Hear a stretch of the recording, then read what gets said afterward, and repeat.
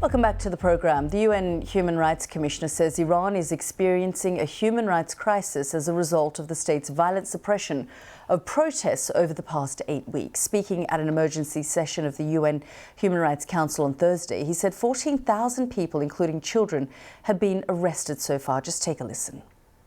The unnecessary and disproportionate use of force must come to an end.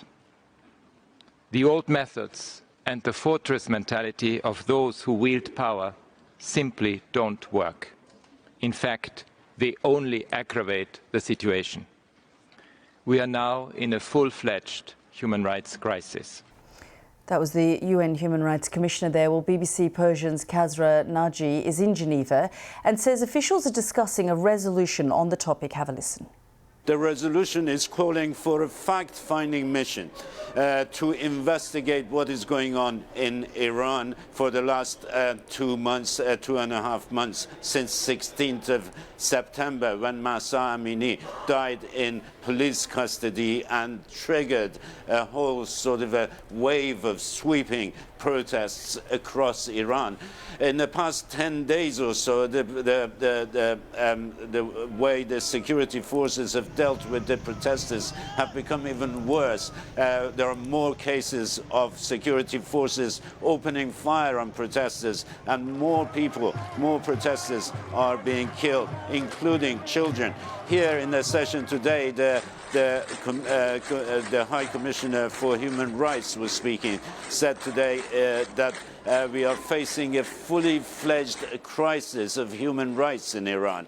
And he said the Iranian authorities were using disproportionate and excessive force against peaceful protesters that has to be investigated. So if everything goes according to plan, and if this resolution is passed, then we will have this investigating committee, whatever it might be, 10 or 15 people, who will have all the resources of the UN as well as the Human Rights Council, with all the counsel that they need to investigate, collect material evidence, so that the Iranian authorities today know that they will be held accountable for what is going on in Iran, and that in the future there will be a court, an international independent court, to investigate those people who are responsible and bring them to justice.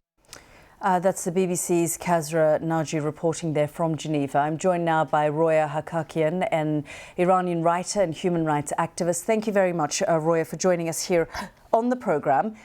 In your view, do these emergency sessions, a resolution, make any kind of difference to what's going on the streets of Tehran and in other parts of the country? Well, I think the least they can do is to allow the people of Iran to know that they're being heard.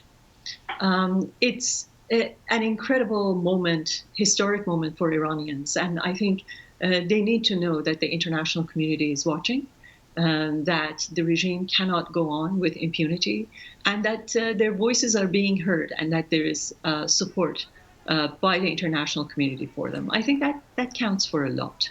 And what can actually practically happen from that point forward will remain to be seen, both by the UN, but I think more importantly by the Western communities.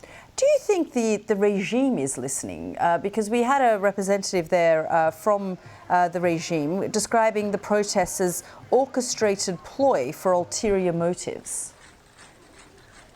Well, if it weren't listening, it wouldn't be reacting with such massive violence, especially in Kurdistan, as of the last 3 days. And I think it's particularly listening because it's been incapable of gathering the usual supportive crowds on the streets, whether in Tehran or elsewhere, to demonstrate support. That has to be a major blow to a regime that had traditionally been able to usher out thousands, if not hundreds of thousands, of its own supporters to the streets. Have we had that at all? I haven't seen anything like that. Right, exactly. Where are they? So the fact that they haven't been able to muster up the old, shows, put on the political theater that they had so successfully put on for so many decades, is a major statement. So they have to be watching and they have to be listening with fear, I would add. I mean, I don't want to simplify the complexities within Iran, but do you feel that these demonstrations are somehow uniting people? Those who may have been critical of the Kurds in the past now are standing in solidarity when they protest in the capital or elsewhere? Look, the last time Iran was so united was in 1978 and 1979. What has happened in the past 8 weeks among Iranians, among the ethnicities, to bring them all together, to unite them in one single slogan, which is life, woman, life, liberty, is unprecedented for the past 40 years. So I think we are, in fact, seeing something that we haven't seen.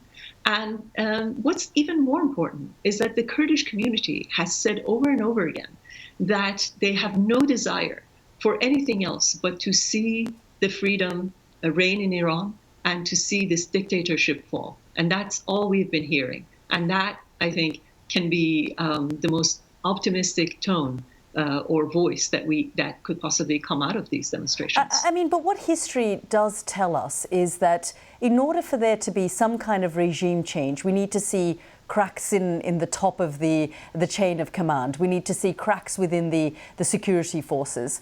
At present, we haven't seen that, have we?